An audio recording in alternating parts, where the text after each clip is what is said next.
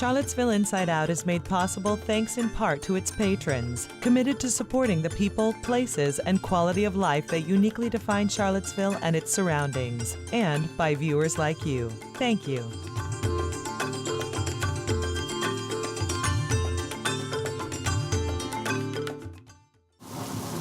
Everything that you have here is made right here on the premises. If I take my dot for a walk, it's a line.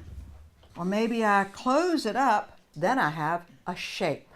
For WHTJ, I'm Terry Allard, and this is Charlottesville Inside Out.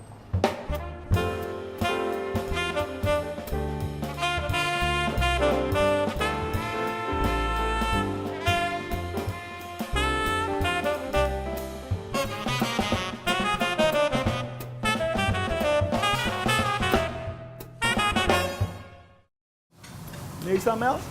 Who's here today? Who's cooking? I've been in here so many times, they put my picture up on all the meals I had here, so I deserve that one. For over 30 years, our guest today has been serving some of the best home-cooked food in the Charlottesville area. And it's not just locals and students who make this a regular destination. Visitors from far and wide have heard about his famous fried chicken, juicy burgers, and sweet potato pie. Join us as we catch up with Chef Mel Walker of Mel's Cafe. Come on. Mel, you've been cooking for a long time. Tell us how you got started. You were 11, right? My mom was a waitress at the Virginian restaurant up on the University Corner. And one night they needed a dishwasher, so she called me to come and wash dishes. And that's how I got started. And then talk about how it evolved from there. Well, one night I used to watch the cook and help the cook, and one night the cook didn't come in, so the owner said, "Man, you go cook tonight." So I helped him cook that night, and after that I was a night cook ever since. And you were 14. I was 14. So, oh my goodness, and then you just consistently stayed working in the restaurant world, right? And you worked with some chefs, learned about some fine dining techniques as well, and yeah, I wound up going to work at a fine dining restaurant, which sold food and stuff I had never heard of. Mostly I nowhere near ate. So. Did you like it though? I did like it. I like it very much. So I started hanging around the chef and watching him and helping him, and I became a self-taught chef at the age of 21. They get a 3-piece fried chicken. Okay. What made you decide, okay, I want to get my own place? It was just one day. It's an older black man. His wife used to have this place when it was a restaurant a long, long time ago. And I used to come up and talk to him, and then he started talking about he wanted to get out, and I said, well, let me know if you want to get out, but he wound up selling to somebody else, a man that was a dentist down the street. I don't know why a dentist bought the restaurant. So I kind of found out that after Dennis bought it, he was trying to get rid of it, so I had saved a little bit of money up. And that was 84, right? Around 84. Back then, what was it like having a restaurant in this part of town? Well, back in 84, this area still was a particularly dominated black neighborhood. It was way totally different than it is now. It was a lot of little small mom and pop shops on the strip. Mainly when I first opened, it was just local people.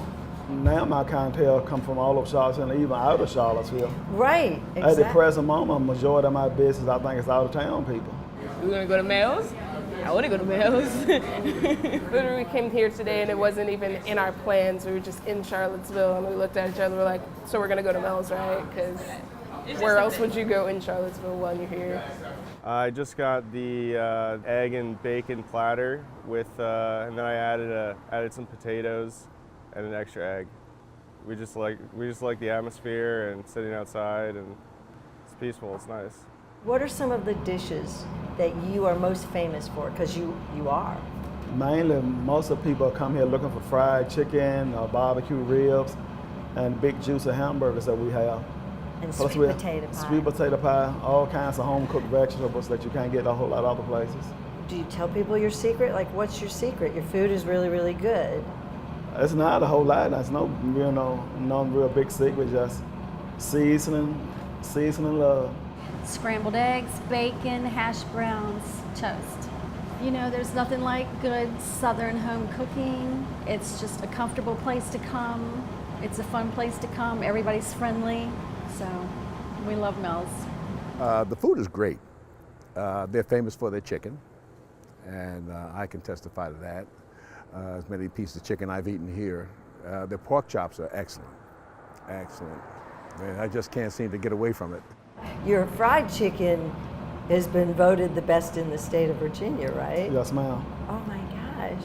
And tell me about the sweet potato pie, because I love pie. Sweet potato pie is, I guess I probably say, it's a grandma recipe, and everybody just loves that. Even people say they don't like sweet potato pie. Once they eat it, they like it. And people order like dozens of them for holidays. Yes, ma'am. Oh my I gosh. get a couple customers come by every holiday and take them out of town.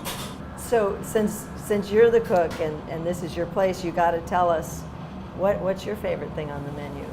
What do you eat at Mel's Cafe? People ask me all the time what's my favorite. I don't really have a favorite. I never sit down and eat. So, I mean, I just grab something here all day long. I just pinch a little bit of this, pinch a little bit of that. I like meat and potatoes and green beans kind of stuff, what I like. Yeah. But you guys have breakfast all day too. We do. I like that too. What you like with your liver and onions? I'll have mashed potatoes and cabbage. All right. Okay. I'll bring it to you when it's ready. Some cornbread on that plate. All right. This is what I want to do. I want to have my own little place where I cook and people come in, they're so happy. This is goals. That's all I need in life. Just eat some delicious food and get paid. That's it. Talk about what it's like to own a restaurant, because I think a lot of people, I don't think everybody understands just how hard you work in a restaurant. It's probably different than a whole lot. All business, you got to work hard and be dedicated and stuff. I mean, but restaurant business, there's a lot of work in the restaurant business. I mean, which I love doing it. I don't mind doing it. I enjoy doing it. I have a good time doing it. People tell me, you can just take all the clothes up anytime you want. I said I could, but I probably wouldn't have the business I got now. Yeah, no, you can't. It's 24/7 when you own your own business, especially a restaurant. Yes, ma'am. Especially a restaurant. So why is it that you love cooking? And clearly you still love to cook. So what is it about cooking that makes you so happy? I think it's in my family. Most of all my family, is cooks and been in the food business. So I guess it's in my blood. And you've grown up here, born and raised here, so you've seen a lot of changes. Yes, ma'am. And on this particular street. Yes, so ma'am. talk about what it's been like growing up here and having your business right here for so long. Yeah. Well, I grew up on Vinegar Hill when they, in '63, when they shut Vinegar Hill down and moved everybody up to the public housing. There was a lot of controversy about that, which even today is still a lot of controversy about it. Mm-hmm. I mean, we didn't have the best of housing and stuff there, and no indoor plumbing and that kind of stuff, but I had a wonderful time down there. For us, my memories is we never did go hungry or nothing. Mm-hmm. We don't have the things that kids do today, but we had a wonderful time. Yeah. And I think when they forced everybody to move from down there, some of the older people was upset. But I wasn't upset. We moved over to West Haven into a 5-bedroom house and brand new with running hot scalding water, good heat, which we didn't have at Vinegar Hill. Yeah. I mean, so it was nice to me. Well, and you bring everybody together here. This place is do. so diverse. This is so diverse. It is. I got a few of my older people, customers coming here, a couple of gentlemen, and they said everybody comes here. No matter where they from or what race they is. They said, this older man, he said, I don't know no other place like this. And I said, well, thank you. I'm glad, to have that. My friends and I meet once a week. Mel often makes soup for me because I like soup. Any kind, I'm not particular. And so if you get somebody who caters to what you like, it's very easy to keep coming back. So you're such a big part of our community that you were awarded. You received an award, the Chuck Lewis Passion Award in 2014. Yes, what was that for? It was, I think when I received it, they had started 3 or 4 years earlier. I hadn't really heard a whole lot about it. But a friend of mine, Chef Tony, he's on the board of it's a Latino group. It's a thing they put together. Mm-hmm. And I think he told them about me, and they contacted me. And one good thing about them nominating me for the Chuck Lewis Award, I knew Chuck Lewis and his wife on a personal basis.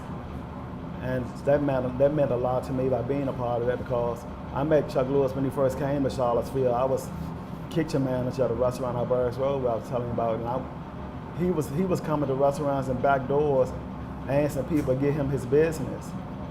And he was selling produce out of a station wagon when he got started. Wow. So I started buying stuff from Chuck Lewis. Lewis Produce.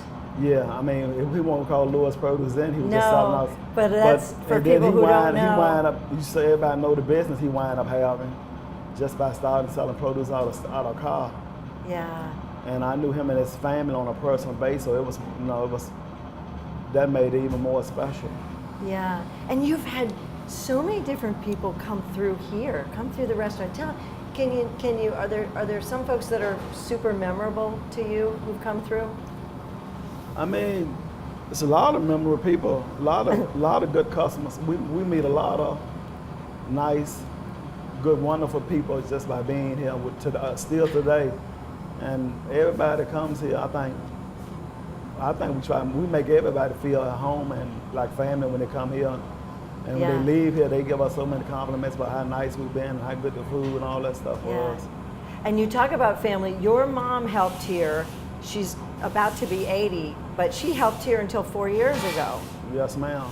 Like in the wee hours working on catering till 2, 3 in the morning. Yeah, she was like almost 70-some years old, working at 3 o'clock in the morning, helping me on Friday and Saturdays. And when we was busy, she'll stay here till we close. And your brother's in the kitchen. He helps you all the time too. Yes, ma'am. That is so. So I mean, I had a lot of nice family support, friend support.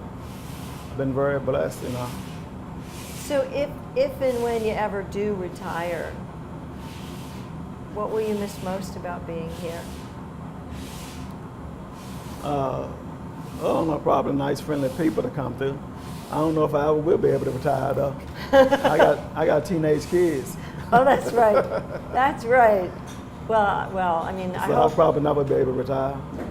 I hope you get to cut back at some point. Yeah. But I hope you don't retire either. Right. Thank you so much for talking to us. You're welcome. Thank you.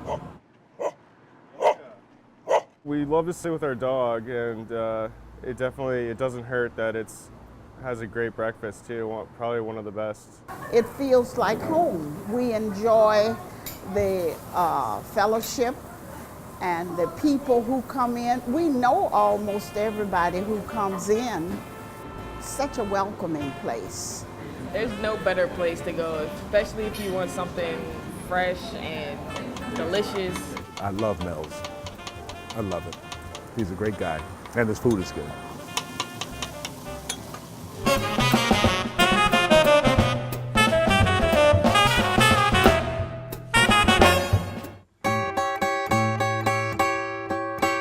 I'm like a kid in a candy store. You get the catalog twice a year and just go through it, and the world opens up. I thought, this is perfect. I don't have to take any tests. I don't have to write any papers. And I'll be with people my own age that are doing the same thing I love to do. They make your mind think, and that's crucial to me. So forgive yourself that you can't draw, but can you see? The dilemma happens as we start drawing something we see, we don't see what is there. Did you know that taking the initiative to learn about things you love is actually key to successful aging? Join us today as we discover a wide variety of courses available to our community through OLLI, the Osher Lifelong Learning Institute at UVA. Come on. OLLI is an organization, local nonprofit. We do short courses for seniors. And what that means is university level courses for folks who are available during the day, most often 50 and above in age, and they last for 3 to 6 weeks. Tell us a little bit about the history of OLLI, when it started, why it started. Our OLLI, which stands for Osher Lifelong Learning Institute at the University of Virginia, started out as JIL, the Jefferson Institute for Lifelong Learning, And it was 3 locals who wanted to bring this opportunity to Charlottesville. And so they went to the University of Virginia and pitched the idea. And over time, we became a university foundation. And then we received a grant from the Osher, Bernard Osher Foundation, whose mission it is to create these lifelong learning institutes. We understand that the pursuit of knowledge, lifelong learning, learning new things is really healthy, good for your brain. Right, and not just cognitively, but also socially, right, and how you're engaged with your community. Right, and I was just recently reading about the creation of wisdom in oneself, and that the pursuit of lifelong learning aids in creating wisdom. It gives you different ways to think about things, different experiences, different perspectives on something that you thought you already understood. Right. And so that's really what we're about at the core, is providing opportunities for growth and for learning to the seniors in our community. Just write your name. And I want to ask you, how long did it take you to learn to do that? You took a long time to learn to do that. Don't give up on yourself if you can't draw after the first day. First of all, as you age, you're supposed to keep your brain active, so I always put that as my #1 priority. But secondly, it's just sheer enjoyment. I could be a professional student. I love going to classes, I love learning new things, and it's always fun. I never learned to recite anything in the Irish poetry class. I was more an analytical type, but I enjoyed that one in particular. It was really good. It's for the telomeres in your brain to challenge yourself with something new. And I have never been artistic, I've never drawn, I've never painted, but it's something I've admired so much in other people.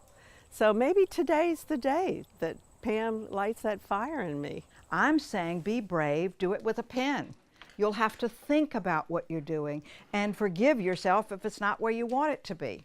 I have friends who take these courses who are not really seniors. So, Right. so they're courses that so many people would be interested in. Mhm. It's a matter of your schedule, you know. So a Right. lot of people are still working full time, so they may not be able to attend That's daytime right. classes. Because our classes are generally held between 9 and 4. Mhm. We have a few that we've had from 6 to 8, and they've been really successful also. But you do need to be available during the daytime, or at least be able to take a lunch break, schedule your lunch break, because our classes are an hour and a half long. Okay. But it is a 3-week to 6-week commitment, so you need to be able to come to them all. Among the classes I've taught with Ollie are on German literature, Goethe and Schiller, on Germany in the 20th century and the changes it's gone through. And the students, I would say, why don't we go to Germany? Or when you're next in Germany, could you let me know? So we worked up a plan and collaborated with the Senior Center. And that's how this got started. I've taken history classes, education classes, travel classes. There have been religious courses that I've taken. I don't know if there are any subjects that are not covered. There aren't. I can tell you, every subject known to man is covered.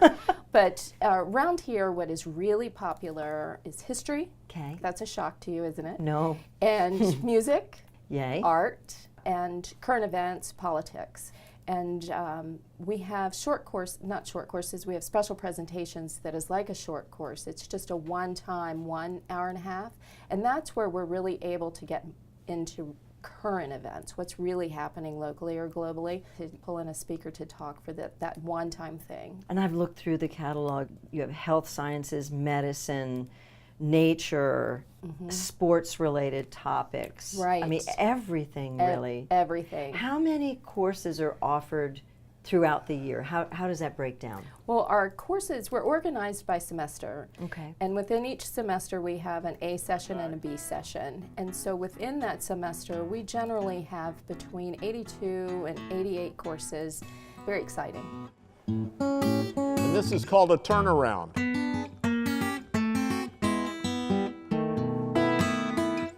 The turnaround brings you right back to the beginning. You start another verse.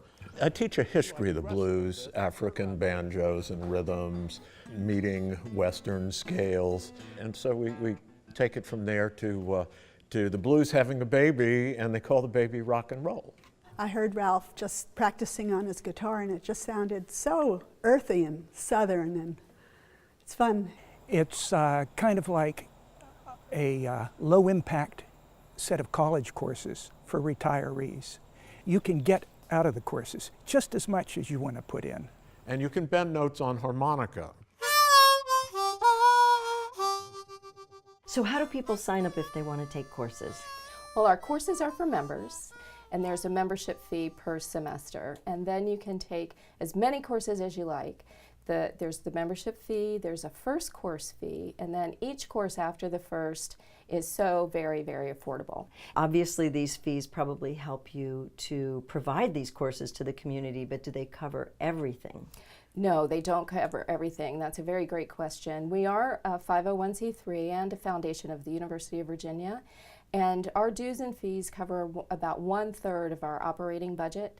Our other third is from the Osher gift that we received, and we're the benefits of a disbursement from the endowment each through year UVA. through UVA. And then the other third really is through our own fundraising efforts. We have an annual campaign. We also have a scholarship fund.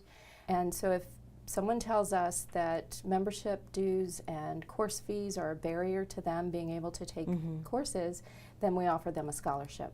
So talk about the instructors and who Oh, teaches and gosh. where are they coming from, and are they paid? Anyone who is passionate about a subject and wants to share it. That is the broad stroke of who our instructors are. They work for free. We don't pay them. These are all volunteers. And many of them are lifetime educators, but not all of them. We have a doctor who teaches a course on antique furniture and antique furniture making. We have a physicist who talks about orchids. So they come from everywhere, and it's very easy to become an instructor for OLLI. Brand new people who've not taught before, we meet with them and give them some tips, and you can find information on our website about how to become an OLLI instructor. But they're really our lifeblood. Yeah. Because they bring experience, they bring knowledge, they bring passion. More rhythmic. And what we hear from our instructors is that the students, the OLLI members, do the same in the class. These aren't students in the sense of any chronology, but they are learners. So some are architects, some are businessmen, some have a diplomatic background. So what I get is a conversation with people from whom I learn a lot. Well, I think music keeps us young. And a doctor once told me that music has curative powers. His name was Dr. John, but he's a doctor. I don't look at it as a chore. I look at it as a fun activity. So I always think you have fun when you're learning. In different areas, it's a little more serious than in others. Don't move your hand except creeping around the paper, taking that dot for a walk. Instructors also, some of their benefits are that they can take courses. Yes, so we do give them a little perk.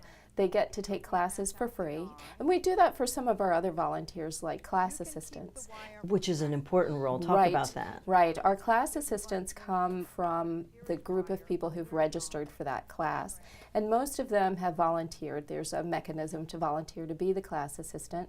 We provide training, materials, but the class assistant is like the OLLI representative there and the instructor's right-hand person. They greet, they do the logistics of attendance tracking and giving out the handouts, but they also get a perk, and that is a free class on us. And then members have other benefits aside from being able to sign up for courses and getting better rates each time, but what are their other benefits? Often we have a course that is just for members and there's no fee for it. So that'll be in a semester.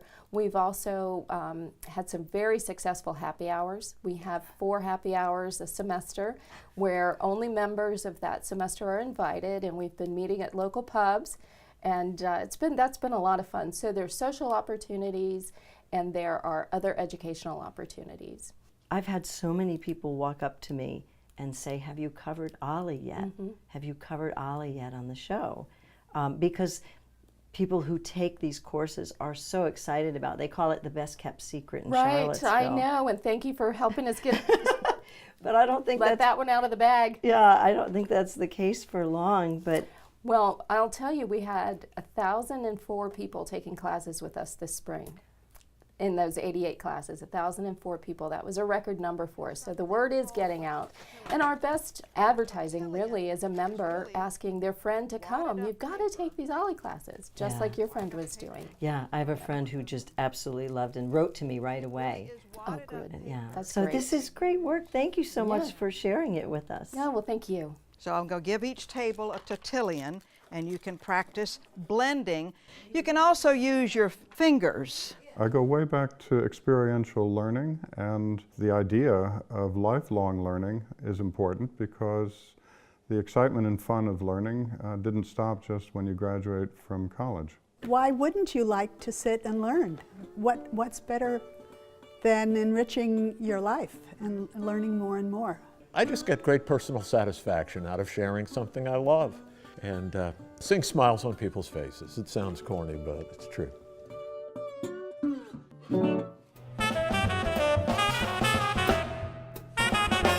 That's it for this week. For WHTJ, I'm Terry Allard. Join us next time on Charlottesville Inside Out.